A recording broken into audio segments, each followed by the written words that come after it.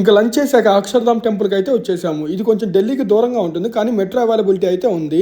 Place అయితే చాలా బాగుంది, కానీ ఫోన్స్ నాట్ అలౌడ్, లేకపోతే లోపల వీడియో తీసేవాళ్ళం. ఇంకా టెంపుల్లో దర్శనం చేసుకుని బయటకు వచ్చేసాక డైరెక్ట్ ఆటో బుక్ చేసుకొని ఇండియా గేట్ దగ్గరికి అయితే వెళ్ళిపోయాం. కొంచెం దగ్గర, అక్కడ నుంచి జస్ట్ 100 రూపీస్తో వెళ్ళిపోవచ్చు ఆటోలో. ఇండియా గేట్కి ఎంట్రీ అయితే ఫ్రీ. ప్లేస్ కూడా చాలా బాగా మెయింటైన్ చేస్తున్నారు, చుట్టూ గార్డెన్ అవన్నీ పిల్లలకి బాగుంటాయి.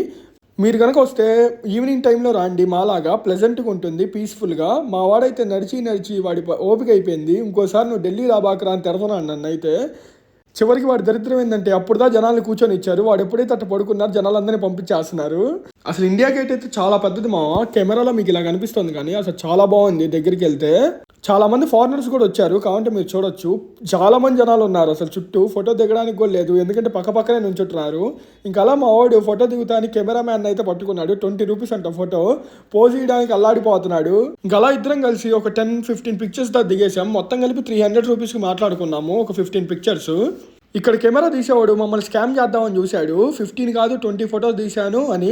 కానీ వాడు ఏం చేశాడు, ఒకటే ఫోటోని 2 సార్లు తీసి సేమ్ ఫోటోనే అమ్ముదామని చూశాడు. కానీ మేము 2 ఫోటోలు ఒకేలాగా ఉన్నాయని పట్టుకొని అన్ని మాకు కావాల్సినంత వరకు జస్ట్ ఏ పోజులు అయితే ఉన్నాయో 15 ఫోటోస్ డిఫరెంట్ అవే తీసుకున్నాము. మీరు కనుక వెళ్తే చాలా జాగ్రత్తగా ఉండండి. మీరు ఇక్కడ వాళ్ళు కాదని తెలిస్తే చాలు, వాళ్ళు ఇంకా రెచ్చిపోతారు. సరే మరి ఈ రోజుకి వెళ్ళొస్తా, మళ్ళీ కొత్త షాట్లో కలుద్దాం.